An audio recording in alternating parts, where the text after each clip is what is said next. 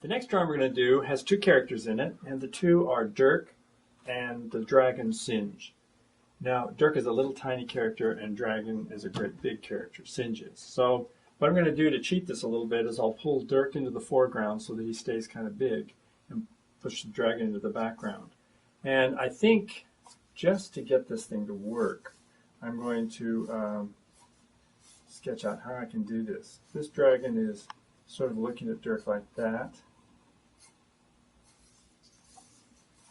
And I can bring all the tail up around like this. And maybe the legs of the dragon like that.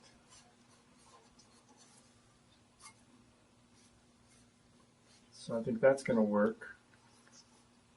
So the dragon, what I just told you, I think is really relevant here. What's the dragon doing? Is he excited? Is he angry? Does he want to get Dirk? All of that becomes really relevant. So I get a dragon that's going to be kind of that big. So Dirk, if I turn him around and put our back to us, we're not going to see him too much. But what I could do is have him, he's just made a swing at the dragon, and he's really in the foreground up here. So I'll put his head there, maybe arms like this. There's his sword. And so I want to do it in action, because somehow the action always looks better rather than just standing there. And we'll say he has just swung the sword like that, but the dragon had stepped back and it missed. So that gives me an idea of what the picture is going to look like.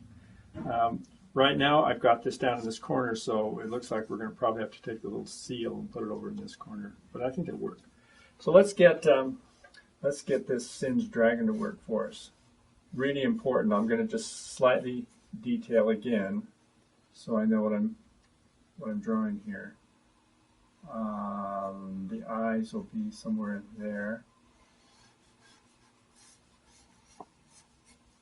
The hard part about this dragon a lot of times is these big rims that are on his tummy. But once I kind of get the idea, then I can work with a little more confidence. I'm going to say the dragon is really, really angry or really fierce, because it's going to make a better drawing, which means its hands are going to take on kind of a stiff look. Shoulders up here.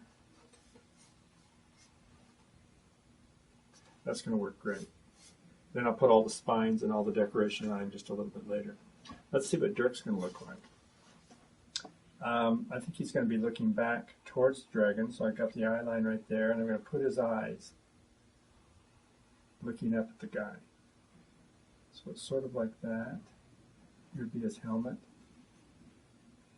There's the Dirk nose and the Dirk frown.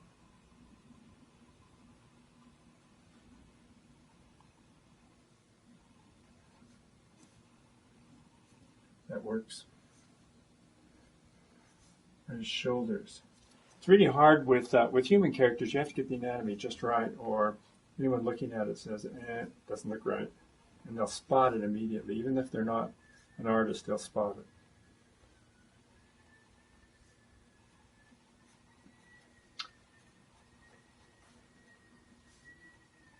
So it'll be something like this. So far I'm fairly confident. I'm going to be careful of the little skirt, not to put it on too soon, because he's in motion. When a character is in motion, all the what we call the secondary action things, which would be things like cloth or hair or tails or anything like that, all of those things move according to what the character is doing. So I'm not going to put this on him yet. I'll just wait, and I'll know just what to do later on, but right now I don't know. Okay, so that gives me an idea how Dirk is going to look. So let's start detailing our dragon and see if we can't get this guy looking really terrific. Go up here. I'm going to have him, the eyes and the mouth are always really important. There's a knob on top of his head, and the brows are always a little darker than anything else. The cheeks of the dragon tell you, what he's doing. So I think the dragon has one of those mean kind of smiles on his face. And the big nostrils, which you can see.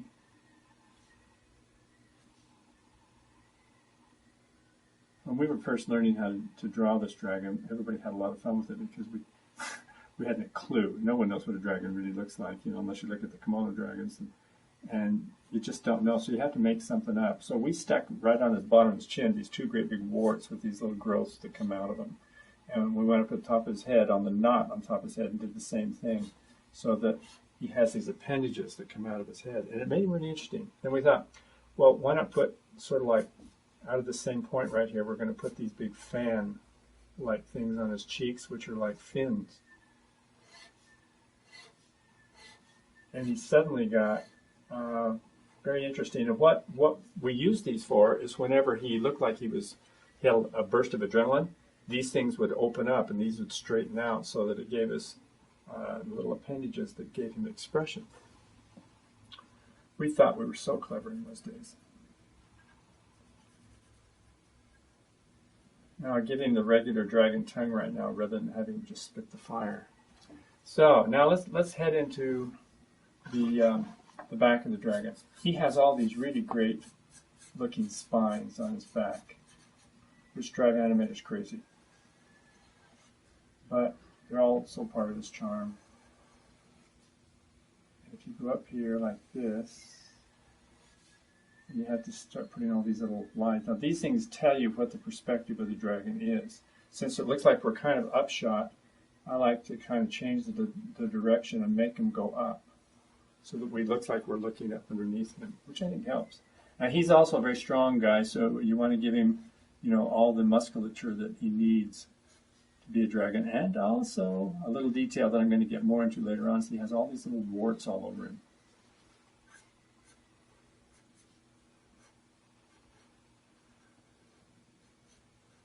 So there we go. Let's draw his chest. On the chest, I'm going to continue these.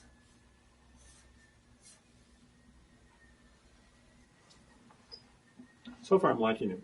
I think it's going to be good.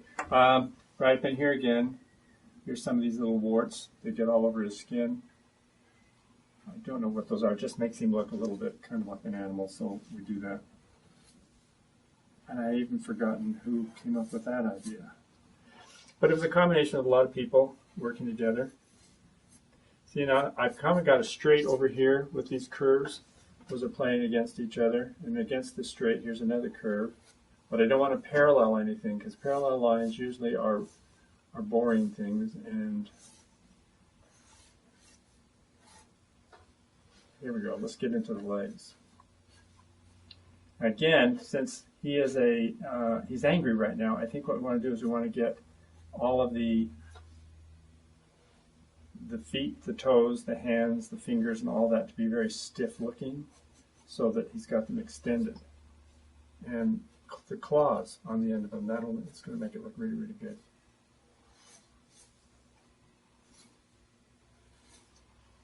All right. And right here, we'll do this, this, this, this, and then get this other leg. And he has big fleshy legs, so don't be afraid if you're trying to draw this guy to make them kind of big and flat and fleshy, but also a real fleshy knee.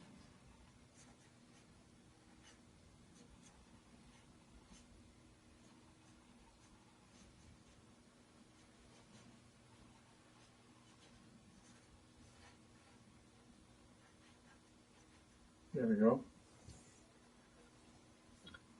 And then on the spines, we won't see all the spines on the back of him. You'll see some over on this side. And then they pick up once again when you see the top of his tail. And they're not all the way down. I've chosen to put them partially down, and then there's a little smooth part where maybe some have fallen off, and then there's a few more, and then there's a few more. And I'm using this tail to draw attention to Dirk, who's out here in the open. So this is going like this. It's leading you right to look at Dirk. There's the bottom of his tail, a few more spines, not too many. It's what you leave out sometimes that makes it look good. Okay, let's do the other hand up here. This is claws. It's almost a human-looking hand, but not.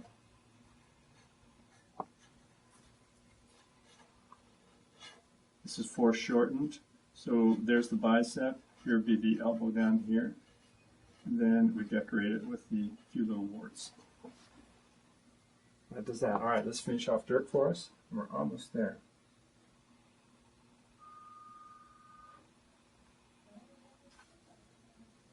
There we go. Dirk is actually really fun to draw. And once you get the hang of him, I always enjoy doing this.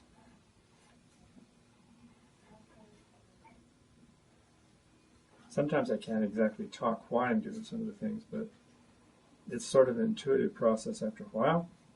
So you get to know when the line is in the right place or it's not.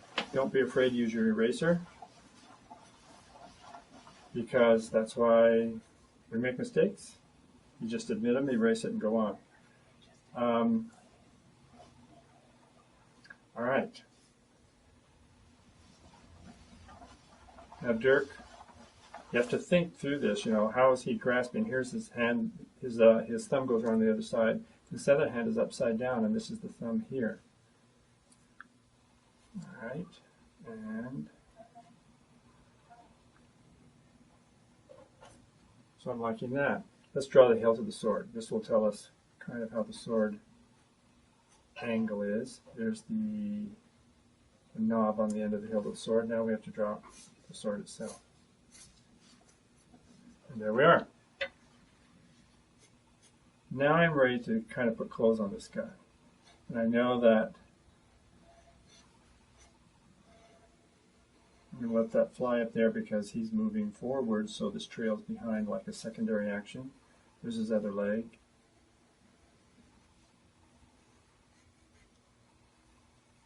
If it looks like at any time you don't like the way you've drawn this, just erase, and as long as you're drawing with a fairly soft pencil, you don't have a problem because you haven't grooved the paper.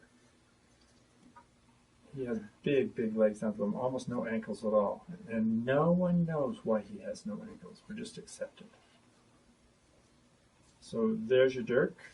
Now the last thing to stick in, of course, is these lines, speed lines that indicate the swing that he just took. And a little bit of a shadow will put him on the ground. And there you have Dirk and Singe. Okie doke.